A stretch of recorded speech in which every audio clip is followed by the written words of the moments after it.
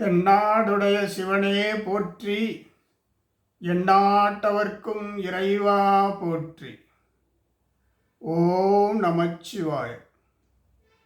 திருவாசகத்திலிருந்து பிடித்த பத்தில் ஓர் பாடல். ஒப்புணக்கில்லா ஒருவனே,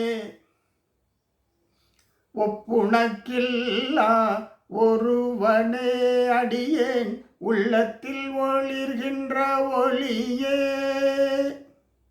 மெய்ப்பதமறியா வீரிலியேற்கு விழுமியதளித்ததோர் அன்பே, செப்புதற்கரிய செழுஞ்சுடர் மூர்த்தி செல்வமே சிவபெருமானே, எய்ப்பிடத்துன்னை சிக்கெனப் பிடித்தேன், எங்கு எழுந்து அருள்வது இனியே. இது பாடல். ஒப்புணக்கில்லா ஒருவனே, மாணிக்கவாசகர் பாடுகிறார் சிவபெருமானை பார்த்து.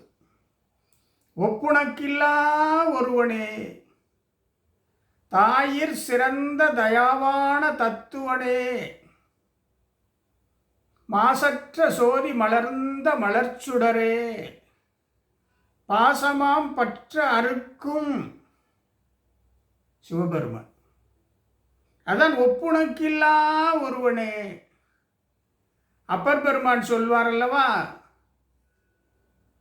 தம்பொப்பார் யாவரும் இல்லாதானை, வானவர்கள் எப்பொழுதும் வணங்கி ஏத்த பெற்றானை, மற்றாரும் தம்பொப்பார் இல்லாதானை, ஒப்புணக்கில்லா ஒருவனே. என் உள்ளத்தில் ஒளிர்கின்ற ஒளியே, ஒப்புணக்கில்லாத ஒருவனே, அடியேன் உள்ளத்தில் ஒளிர்கின்ற ஒளியே, என்னுடைய உள்ளத்தில் படரொளியாக ஒளிர்கின்ற ஒளியே, எனது உள்ளத்திலே இருக்கின்ற இருளை நீக்குகின்ற ஒளியே, மெய்ஞானமாய் ஒளிர்ந்து அஞ்ஞானம் அனைத்தையும் நீக்குகின்ற ஒளியே, அடியேன் உள்ளத்தில் ஒளிர்கின்ற ஒளியே, மெய்ப்பதம் அறியா வீரிலி நான். மெய்ப்பதம் என்றால் எது? இந்த உலகத்திலே உண்மை. இறையருள் என்பது உண்மை. இறைவனை தொழுது இறைவனை வணங்கி ஊன் உருக ஆண்டவனை சிவபெருமானை வணங்குகின்ற பொழுது மெய்ப்பதம் கிடைக்கின்றது. எது நிலையானது என்பது புரிகின்றது, எது உயர்வானது என்று புரிகின்றது, எது இந்த உலகத்தில் வாழ்வதற்கு அவசிய தேவை என்பது புரிகின்றது, பேரன்பு வேண்டும் என்பது புரிகின்றது, இறைவனது கருணை அருள் வேண்டும் என்பது புரிகின்றது, அது நிலையானது என்று புரிகின்றது. அது மெய்ப்பதம்.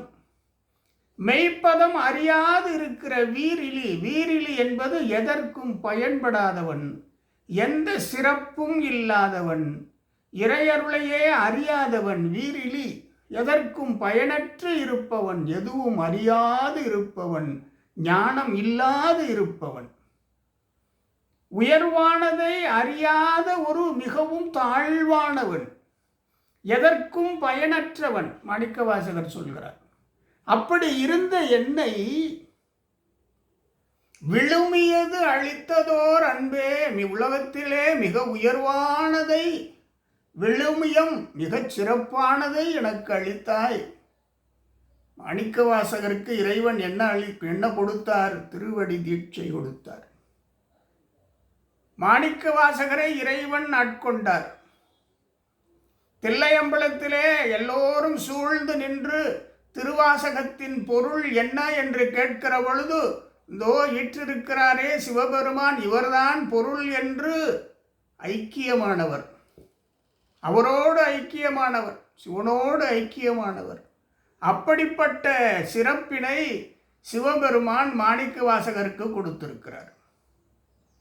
இறைவனை நோக்கி அன்பினை செலுத்தி அன்பினால் உருகி உள்ளம் நெகிழ்ந்து நெகிழ்ந்து உணர்ந்து உணர்ந்து சிவபெருமானை வணங்குபவர்களுக்கு உலகத்திலே சிறந்த விழுமியது சிறந்த இறையருளை அருள்வார் என்பது இந்த பாடலில் தெரிகிறது.